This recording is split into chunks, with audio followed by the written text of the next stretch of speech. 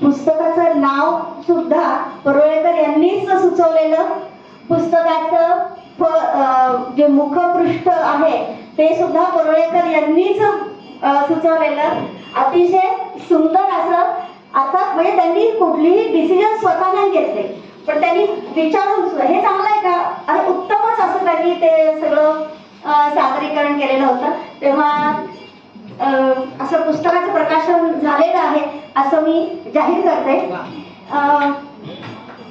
सत्कार करायचा आहे